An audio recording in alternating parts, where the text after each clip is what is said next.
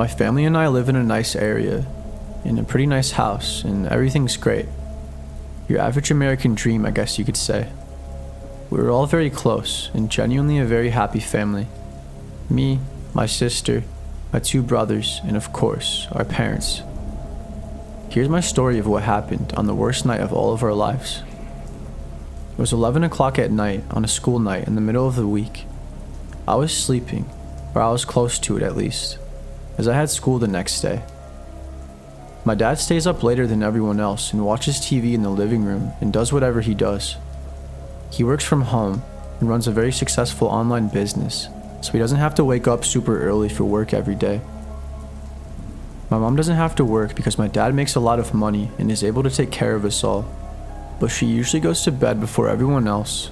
She likes her alone time, reading in bed and just doing her thing, you know, like whatever moms do. She wakes up early every morning and makes us breakfast and also takes us to school so we don't have to ride the bus. Anyways, around 11 o'clock on this specific night when we were all asleep, besides my dad that is, he was the only one that was awake. And it's a good thing he was, because it's entirely possible that things could have gone a lot worse than they did had he been asleep. Somebody rang the doorbell, and my dad said he hesitantly approached the front door and looked out the peephole, but there was no one there.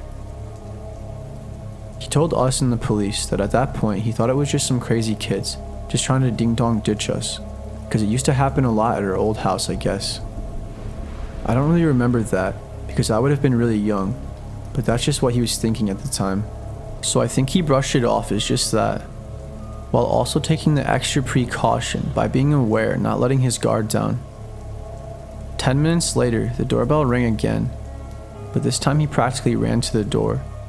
But when he got there, this time much more frustrated, he opened the door immediately and was completely blown away by what he saw. There was a lady in her late 40s, standing 5 feet or so in front of the door, with a decent-sized knife in her hand. She was shaking and apparently whispering under her breath. My dad couldn't make out what the hell she was saying, but he yelled at her and told her to leave. Then he slammed the door and locked it. Then he grabbed us kids and took us all to our parents' room. And then he instructed my mom to call the police and let them know we had someone on our property with a knife that was trying to break in. He told us to stay put and to lock the door, to not open the door under any circumstance whatsoever unless he said the key word. The key word was love, and if he said that meant we needed to let him in. He made it very clear to not open the door unless he said that, no matter what. My dad grabbed his 12 gauge and his 9mm handgun and waited for the police in the living room. A few minutes later, after pacing back and forth, someone smashed through a window in the dining room. My dad rushed over there and immediately shot him in the head with his handgun as he was lunging towards him with a machete. At this point, not only was he freaking out, but we were all freaking out. Putting it like that, though, is an understatement, because we had no idea what was going on. I tried to run out there to make sure he was okay, but my mom held me back and yelled at me and told me we needed to listen to Dad, and reassured me that he was okay and that he wouldn't let anything happen to us.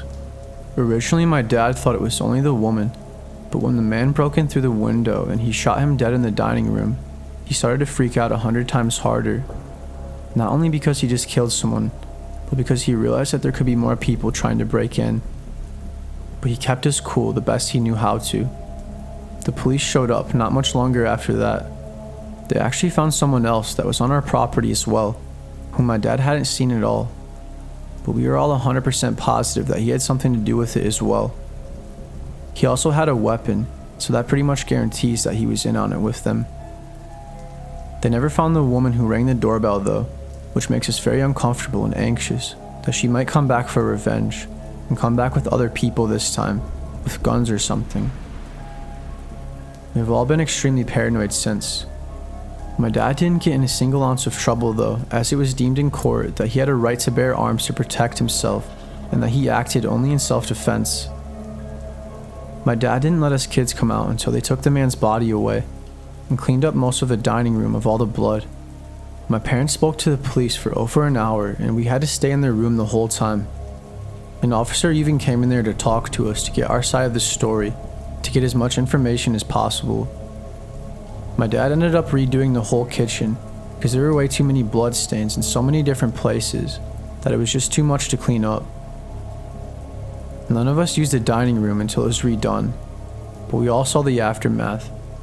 It was a grim and very dark reminder of what happened. My dad killed a man, but he only did it to protect us. He hasn't been the same since, and I can't imagine what it would be like to kill someone, even though he deserved it. Psychologically, I'm sure it's very damaging. It's a good thing we all have each other, and that my dad has a good support system and a family that loves him dearly.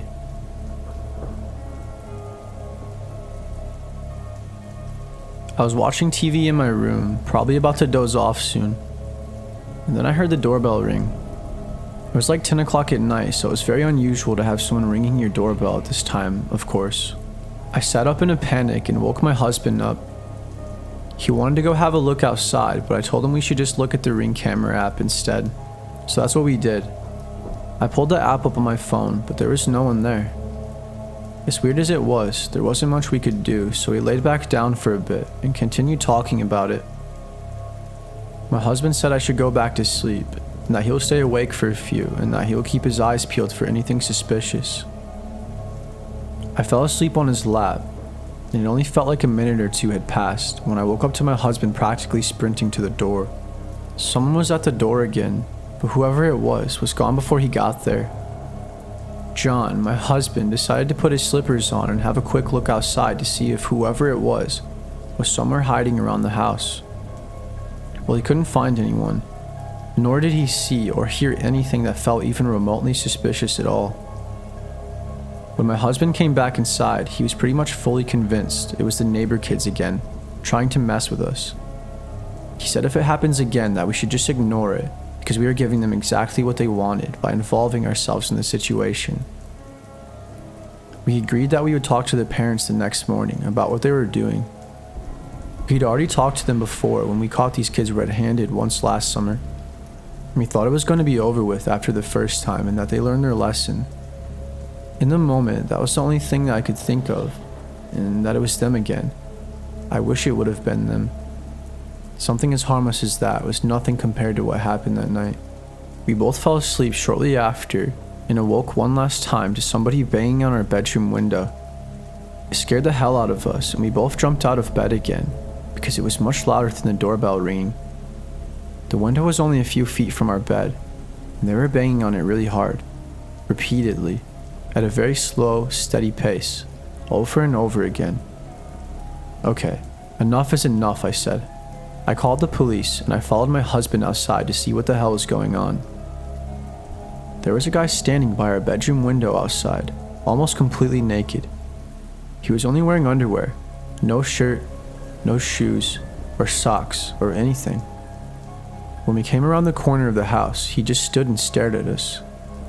He had this look on his face that I will never forget, like an empty look on his face. It was like there was nothing behind his eyes at all. "Hey, get out of here. The cops are on their way," my husband said. He turned around and started running through my backyard. But then he stopped and picked up my son's baseball bat, who wasn't home at the time. He was at his friend's house for the night. But the strange man picked his bat up off the ground and then turned around again and slowly started walking towards us. We ran back inside because we weren't going to try and put up a fight versus someone with a damn bat. He started hitting all of our decorations around the house and destroying our property. He even cut himself with something, I think. Or I don't know, but he was bleeding really bad from his arm, and he wrote the word "kill" on our living room window in his own blood. Then he continued walking around the perimeter of the house, smashing every window that he could reach. The cops showed up while he was doing this, and he tried to run away, but they caught him with no problem at all. They tased the hell out of him too. Apparently the man was on drugs, and he had escaped from a mental hospital earlier in the day that was only 10 minutes away from us. The whole thing was absolutely insane, and we think about it all of the time. Some people don't even believe us when we tell them this story. I wish it didn't happen, but it did. My husband and I both have our own handguns now, and he has a shotgun that he keeps in his safe for protection. As soon as our son turns 16, we will be getting him familiar with how to use them. That way he can protect himself too if it ever came down to a life or death situation.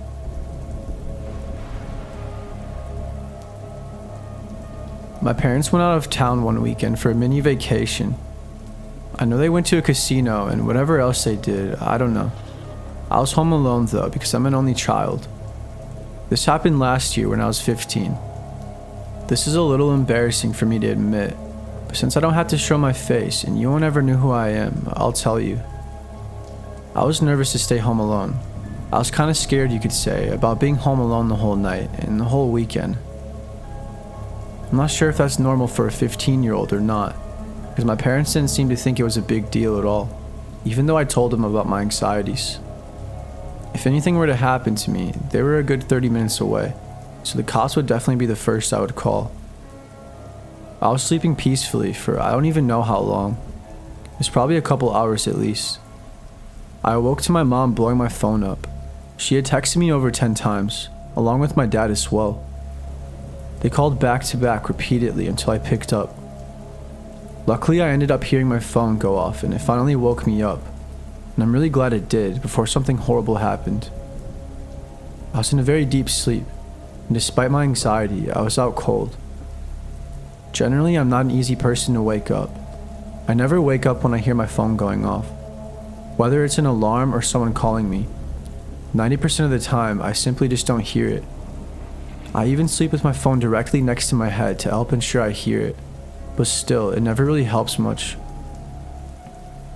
I picked up the phone, and my mom was hysterical, and she was practically yelling at me, asking if I was okay, and when I told her I was okay, she started crying. She said someone was at her house, like a stranger. She said she got a notification on the Ring Doorbell app and that her and my dad both saw someone standing at our front porch, crouched down, looking directly at the camera. She said that my dad and her were coming home, and they were still 20-ish minutes away. She said that my dad called the police as well, and that they were on the way too, and that hopefully they will be there in only a few minutes. I started having a panic attack, and it took me a minute to fully grasp the situation at hand, because it was just so bizarre. It kind of felt like I was dreaming for a minute, but I came to quickly when I heard knocking on my bedroom window. I ran straight to both, the front door and the back door, to make sure they were locked. Then I ran to my mom's room with a knife, and I hid in her walk-in closet behind some clothes. The man got inside through an unlocked window that I had no idea was unlocked. I heard the man walking around the house with his big boots on the hard tile floors. And I guess he had a backpack with him that he was using to put all of the stuff in that he was attempting to steal. He took some of my old iPhones from my room, along with my PlayStation 5 and a couple of other things. And then I heard someone open the door to my mom's room. I was hoping and praying that it was the police, but I just knew it wasn't. Every step he took, it felt like he was getting closer to the closet. My heart rate increased so dramatically that I legit thought I was going to pass out. That was when he knocked, ever so slightly, on the closet door. When he did that, it sent a shiver up my spine, and I knew I was in trouble. I knew I had to do something, because as soon as he opened that closet door, I knew he would find me. It just wasn't hidden good enough. I figured it was either me or him, and I wasn't going to give up, no matter how much I wanted to. I stood up, and as I did, he opened the closet door. That's when we heard the police sirens in the distance. He was easily double my size, so it was very easy for him to overpower me, even though I had a knife. He grabbed my arm when I tried to swat at him with it. Then he pushed me onto the bed and hit me on the side of my head. He grabbed my parents' safe that was in the closet, and he ran out of the front door. He got in his car and sped off. But as he was exiting the neighborhood, 3 cops were right on his tail. They chased him down for over 10 miles until he finally swerved off of the highway and crashed into a sign. He was stuck in the car and unable to move, so now he was pinned down and there was nothing he could do. They arrested him and now he's in jail, still awaiting trial. He's an older guy, so I really don't think he's ever going to get out of prison. One of the police officers stayed at home with me while we waited for my parents to help calm me down, so he could get as much information as possible. My parents arrived only after a brief 5 minutes of talking to the officer, and they ran to me and hugged me with tears drizzling down their faces. It's been over a year now, and I don't really ever stay home alone very often anymore. But when I do, it's really rare, and it's never for more than an hour or two. I just can't wait to get the word about his sentencing. I know he will be locked up for a very long time. I just hope they don't take it easy on him, and I hope they give him the maximum penalty. I mean, after all, he completely deserves it.